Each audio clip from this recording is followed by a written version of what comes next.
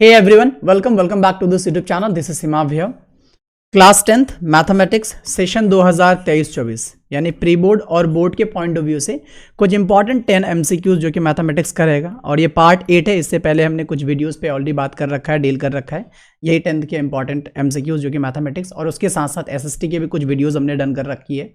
अगर आप लोगों ने उन सारे वीडियोज़ को नहीं देखा तो प्लीज़ गो एंड वॉच। और इसमें देखते हैं कौन कौन से MCQs हैं। So here is the first MCQ।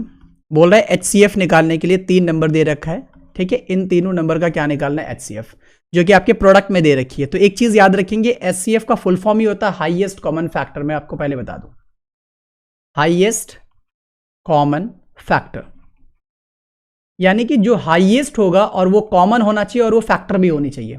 तो हाईएस्ट देखते हैं यहां पर कॉमन कौन कौन सा है। 2 इधर दिख रहा है, 2 यहां पे भी दिख रहा है और 2 यहां पे भी। बट याद रखना है HCF निकालने के लिए जो मिनिमम पावर वाली नंबर होती है हम उसको लेते हैं। अब देखते हैं 2 पे पावर 3 है, 2 पे पावर 2 है एंड 2 पे पावर 4 है। तो सबसे कम कौन सा है यहाँ पे, तो हम यहाँ पे 2 का पावर 2 क्या करेंगे, कॉपी करेंगे एंड देन मल्टीप्लाई। अगेन देखते हैं 3 यहाँ भी दिख रहा है, 3 इधर भी दिख रहा है और 3 इधर भी दिख रहा है। और तीनों के पावर को फोकस करेंगे। 3 पे पावर 2, 3 पे पावर 3 एंड 3 पे पावर कुछ भी नहीं है, तो समझ लो आपका 1 है। तो यानी इस नंबर को हम यहाँ से पिक करेंगे, 3 होगा। मल्टीप्लाई अगेन हम 5 को देखेंगे, 5 इधर है, 5 इधर है एंड 5 इधर है। पावर फोकस करते हैं, यहाँ कुछ नहीं है तो मतलब 1 है। इधर पावर 2 है, इधर पावर में 3 है, तो सबसे कम यानी इस नंबर का हुआ, तो हम 5 को कॉपी करेंगे। एंड दूसरी बात, यहाँ पे आपको एक नंबर दिख रहा होगा 7, जो कि 7 इसमें है लेकिन यहाँ पे नहीं है, यहाँ पे नहीं। इसका मतलब वो कॉमन नंबर नहीं है, तो इसको हम ऐसे ही छोड़ देंगे। अब आगे देखते हैं 2 पे पावर 2 का मतलब 4 हुआ, मल्टीप्लाई 3 मल्टीप्लाई 5। 4 3 से कितना होता है, 12 होता है। मल्टीप्लाई 5 करोगे तो 12 5 से यानी 60। तो आंसर कितना हो जाएगा हमारा, 60 होगा, जो कि ऑप्शन सी में जा रहा है। होप कि आपको अंडरस्टैंडिंग हो गई होगी। Here is the next question number 2। What is the largest number that divides each one of 1152 and 1664 exactly. यानी क्या बोला जा रहा है, लार्जेस्ट नंबर पता करना है। तो एक बात मैं बता दूं, जैसे ही लार्जेस्ट नंबर अपने पास आता है तो अपन को सिर्फ सोचने में आता है कि हमें HCF निकालना है।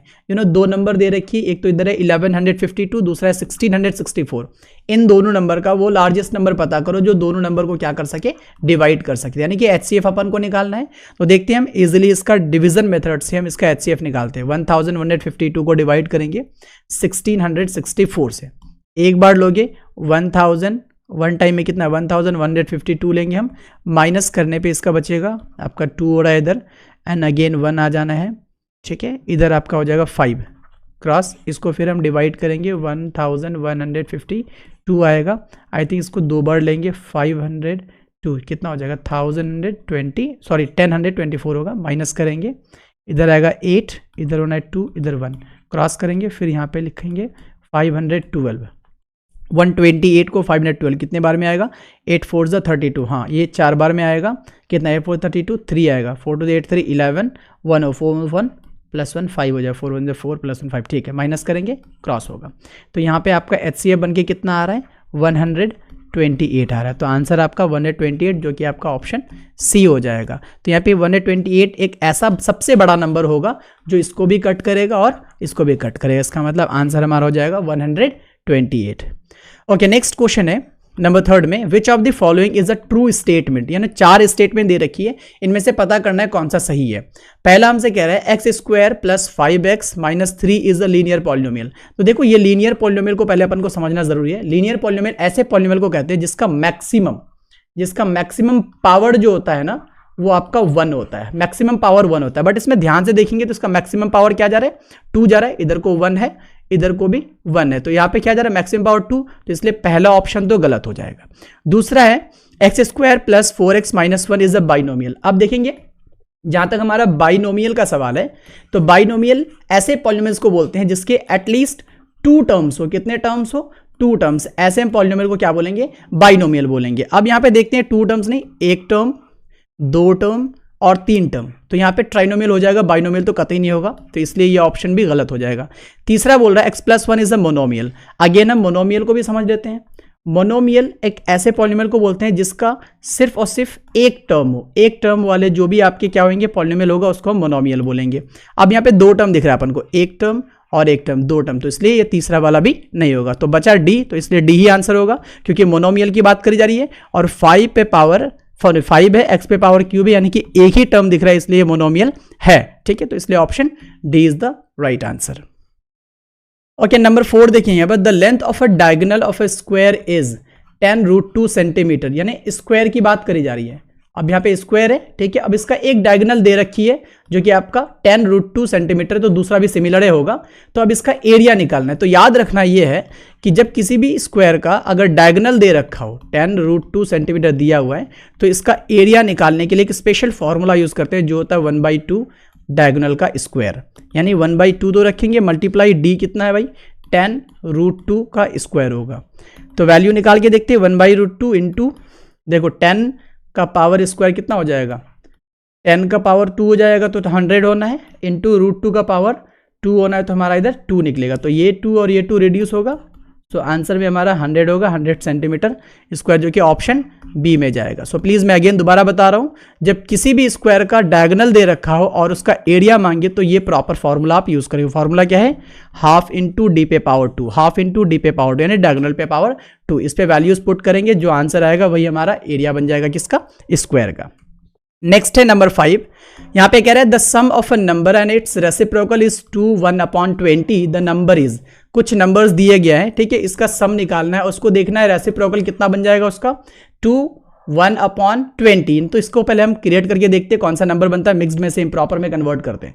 कन्वर्ट करने का तरीका होता है इस नंबर को इस नंबर से मल्टीप्लाई करना, 20 इंटू 2 यानी कि 40, और ऊपर वाले को प्लस करना, तो 40 + 1 बाई ये जो डिनोमिनेटर जो दे रखी है उसको कॉपी करेंगे, तो 41/20 बनेगा।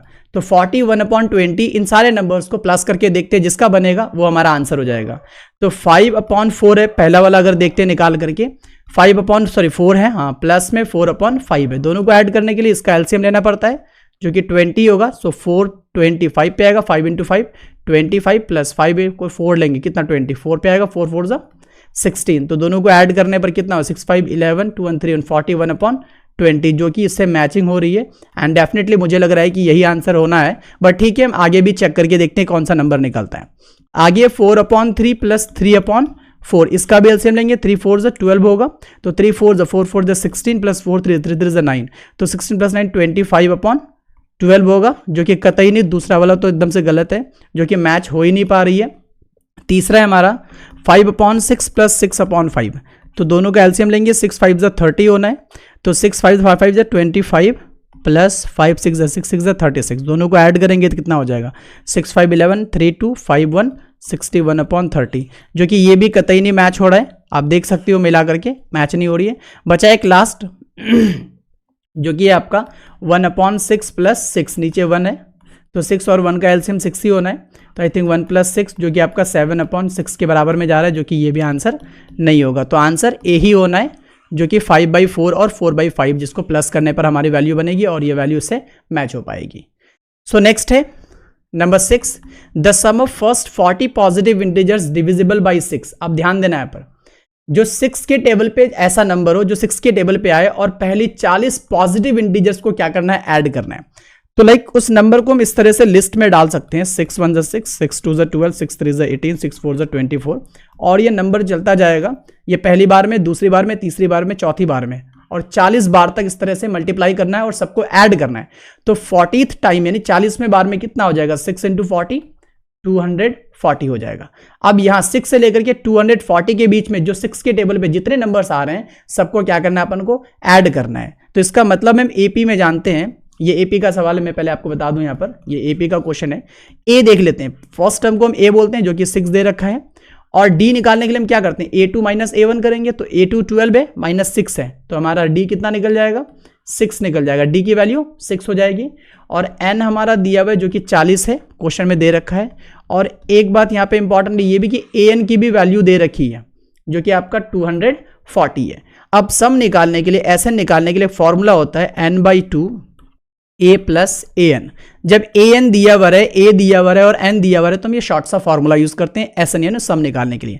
तो n की वैल्यू कितनी है भाई, 40 है, नीचे में 2 करेंगे, a की वैल्यू 6 है हमारा, प्लस an की वैल्यू 240 है। तो यहाँ पे 2 को लेंगे कितना, 20 टाइम्स में जाएगा, सो द 20 मल्टीप्लाई, यहाँ कुछ नहीं है तो मल्टीप्लाई है 6 + 240 यानी कि 246 होगा। अब इन दोनों को मल्टीप्लाई करते हैं। 246 को 20 से जब मल्टीप्लाई करोगे तो इधर 0 रहने देते हैं। 6 2 = 12, 1/4 2 = 8, 1 9, 2 = 4 यानी 4920। तो ऑप्शन में देखते हैं 4920 या ऑप्शन सी हो जाएगा हमारा। सो आंसर क्या होना है? ऑप्शन सी होना है। Okay, next number 7 is here. ये ट्रिगोनोमेट्री का सवाल है, यानी कि sine 45 degree minus cos 45 degree की वैल्यू। तो इसके लिए आपको वैल्यूज का पता होना जरूरी है। तो यानी साइन 45 का वैल्यू क्या होता है? 1/2 होता है, माइनस कॉस 45 की वैल्यू क्या होती है? उसका भी 1/2 होता है। जब हम 1/2 से 1/2 को माइनस कर देंगे तो बचेगा क्या? 0। सो आंसर ऑप्शन सी यानी कि यहाँ पर 0 वैल्यू हो जाएगा। बट इसके लिए मैं आपको बता दूं अगेन कि इसके लिए जो भी वैल्यूज होती है ना, वो सारे के सारे वैल्यूज और पूरी की पूरी चार्ट आपको लर्न होना इंपॉर्टेंट है। अगर लर्न नहीं है तो उसको फाइंड आउट कैसे करते हैं वो ट्रिक आपको मालूम होना चाहिए, यानी वो मेथड आपको मालूम होना चाहिए हर हालत में, तब जाकर के आप इस तरह के सवाल को इजीली आप क्रैक कर सकते हो। चलते हैं नंबर 8 पे। नंबर 8 में कह रहा है if a pole 12 metre high cast a shadow 4√3 metre long. एक 12 मीटर हाइट वाली एक पोल है। आप सपोज करो यहाँ पे हम क्या कर लेते हैं, क्रिएट कर लेते हैं। ये 12 मीटर की एक पोल है जो कि वो शैडो कास्ट कर दी कितना? 4√3 मीटर। ठीक है, अब यहाँ पे क्या गिरेगा? On the ground then the sun's elevation. Sun की एलिवेशन बतानी है, तो सन की एलिवेशन यहाँ बनेगा हमारा, ये हमारे हो गए थीटा। तो हमें थीटा बताना है कि कितना डिग्री पे। अब डेफिनेटली हम जानते हैं जहाँ एंगल बनता है उसके सामने वाला जो लाइन होता है वो हमेशा पी होता है, जो कि 12 मीटर दे रखा है, और जो एडजेसेंट साइड जो नीचे का होता है वो हमेशा हमारा बी होता है, यानी बेस 4√3 मीटर पे जाएगा। अब यहाँ पे अपन के पास P दे रखा है और B दे रखा है, तो हमको मालूम है ट्रिगोनोमेट्री रेशियो में जो P और B का काम होता है वो tan और cot के साथ होता है। तो इन दोनों के टर्म को यूज करके हम क्या निकाल सकते हैं? इसकी वैल्यू पता कर सकते हैं। तो चलिए अपन tan की वैल्यू लेते हैं। So tan theta is equal to क्या होता है? P/B होता है। P/B का मतलब P की वैल्यू 12 और B की वैल्यू 4√3। अब इसको अगर रिड्यूस करेंगे तो 4 3 = 12 यानी कि वैल्यू बन गई 3/√3। तो इसको और थोड़ा सा आगे बढ़ाते हैं। 3/√3 को अगर रैशनलाइज करेंगे तो √3 से मल्टीप्लाई ऊपर और नीचे करना पड़ेगा। तो 3 × √3 यानी कि 3√3 हो जाएगा, नीचे √3 × √3 जो कि वैल्यू 3 का बनेगा। तो ये 3 और ये 3 खत्म होगा, बचेगा हमारा √3, यानी कि tan थीटा की वैल्यू बन गई हमारी √3 पे। तो अपन को मालूम होना चाहिए कि tan कितना डिग्री, यानी कि कौन से एंगल का वैल्यू कितना होता है? 30 होता है। तो अपन को मालूम है tan 60 डिग्री की वैल्यू कितनी हो जाती है? √3 होती है। तो हमारा एंगल कितने डिग्री का बनेगा? 60 डिग्री का, जो कि ऑप्शन ए पे जाके रुकेगा। तो please keep in mind. Okay, अगला सवाल नंबर 9।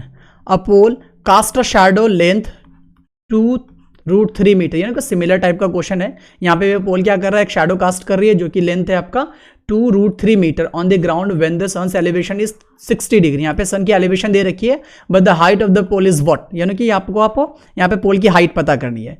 सो लुक, अब कैसे क्या करें? यहाँ पे आपका पोल की हाइट है जो कि आपको मालूम नहीं है, ठीक है, और शैडो कास्ट कर रही है ये अपन को मालूम है जो कि 2√3 मीटर है, और यहाँ पे कितना डिग्री पे एलिवेशन जा रही है वो भी चीजें देखेंगे जो कि 60 डिग्री पे जा रही है। तो एक चीज यहाँ पे देखना है कि जहाँ पे एंगल बनती है उसके सामने वाला P होता है जो कि वॉट, यानी फाइंड आउट करनी है, और B अपन को जो कि एडजेसेंट में है 2√3 मीटर दे रखी है, और थीटा भी दे रखा है जो कि 60 डिग्री है। तो फिर P और B का सवाल आ गया। तो P और B के लिए tan और cot ये दोनों काम करता है। तो हम उठा के देखते हैं tan को। So the tan theta is equal to क्या होता है? P/B होता है। तो tan लिखेंगे, थीटा कितना दे रखा है? 60 डिग्री, P की वैल्यू कुछ नहीं है और B की वैल्यू दे रखी है 2√3। अब आगे पॉइंट करेंगे, tan 60 की वैल्यू अभी अपन ने निकाला जो कि √3 के बराबर में जाता है। P रहेगा ऊपर में, नीचे आ जाएगा 2√3, ठीक है, नीचे 1 हिडन है तो क्रॉस मल्टीप्लाई कर सकते हैं। P × 1 यानी P ही रहेगा, 2 × √3 करेंगे, सॉरी 2√3 को मल्टीप्लाई करेंगे √3 से। अब यहाँ ध्यान देने वाली बात है, इधर 2 है, इधर कुछ नहीं है तो 1 है भैया, तो 2 × 1 2 होगा। अब √3 को √3 से मल्टीप्लाई करेंगे तो याद रखना √3 × √3 तो √3 का स्क्वायर। अब स्क्वायर खत्म होता है तो रूट भी रिमूव हो जाता है, तो बचा क्या अकेले? 3। तो यहाँ पे हम लिखेंगे 3। So therefore P is equal to 6 metre. तो यानी कि हमारी जो P होगा, जो यहाँ पे हाइट होगा पोल का, वो हमारा 6 मीटर, यानी कि ऑप्शन B हो जाएगा। So please keep in mind. So इस सेशन का लास्ट क्वेश्चन नंबर 10 क्या कह रहा है? 5 + 13 + 21 प्लस यहाँ पे डैश दे रखी है और लास्ट में 181 है। इन सबको ऐड करके भाई वैल्यू बताओ क्या होगा, यानी कि सम निकालना है। तो ध्यान से देखेंगे तो ये सवाल आपको AP का बुझाएगा। यानी AP है तो इसका मतलब ये हुआ कि आपको A दिया हुआ है और D भी दी हुई है, जो कि आपको A2 माइनस A1 करने पर क्या 13 माइनस 5 करने पर आपको 8 मिलेगा, और AN दे रखा है 181। तो अभी हमने दो फॉर्मूला पढ़ा, यहाँ पे क्या होना चाहिए, दोनों फॉर्मूला में N का होना इंपॉर्टेंट है, जो कि N यहाँ पे वॉट है, यहाँ पे N की वैल्यू नहीं है, तो अपन को कोई भी फॉर्मूला यूज करने से पहले N की वैल्यू निकालना जरूरी है, और N की वैल्यू निकालने के लिए अपन यूज करेंगे AN को। तो देखो AN का फॉर्मूला क्या होता है, A plus N minus 1 into D होता है। तो AN की जगह वैल्यू पुट करेंगे 181 इज इक्वल टू A की वैल्यू 5 है, प्लस N की वैल्यू तो निकालना ही है, इनटू में D की वैल्यू अपन ने 8 दिखा यहाँ पर, ठीक है। So 181 is equal to 5 plus 8 into N करेंगे तो क्या हो जाएगा 8N, माइनस 8 इंटू 1 करेंगे तो 8 हो जाएगा। आगे 181 इज इक्वल टू, देखो भाई 8 से 5 को माइनस करेंगे तो 8 माइनस 5 तो 3 हो जाएगा, लेकिन 8 बड़ा है और सिंबल माइनस का है तो माइनस रहेगा यहाँ पर, प्लस में 8N होगा। आगे मूव करेंगे 181, ये माइनस 3 इधर उठ के आएगा, साइड चेंज होने पर plus 3 is equal to 8N। आगे मूव करेंगे, यहाँ पे 181 प्लस 3 क्या हो जाएगा 184 इज इक्वल टू 8N हो जाएगा। अब इसको रिड्यूस करते हैं, 8 2 ज़ा 16 24, 8 3 ज़ा 24, या so therefore N is equal to 23। अपन के पास N आ चुका है। अब अपन को निकालना है SN, फॉर्मूला होता है N/2 multiply A plus AN। तो यहाँ पे देखो N की वैल्यू 23 है, बाई 2 है, मल्टीप्लाई A की वैल्यू कितनी है भाई 5 है, अपन को मालूम है इधर, प्लस लास्ट में AN कितना है 181 है, 181। तो क्या करेंगे 23/2 इंटू 5 में 181 प्लस करेंगे 186 होगा, जो कि 2 के टेबल पे आता है।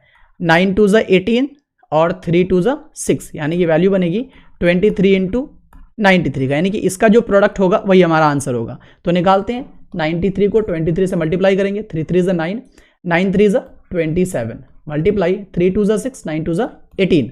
सो प्लस करना है अपन को, 9 है 7 6 13 है, 1 8 2 10 1 11 है, 1 1 2, तो यानी कि 2139 है। देखते हैं ऑप्शन में 2001, या ऑप्शन डी यानी कि 2139 ये होगा आपका इस सवाल का आंसर।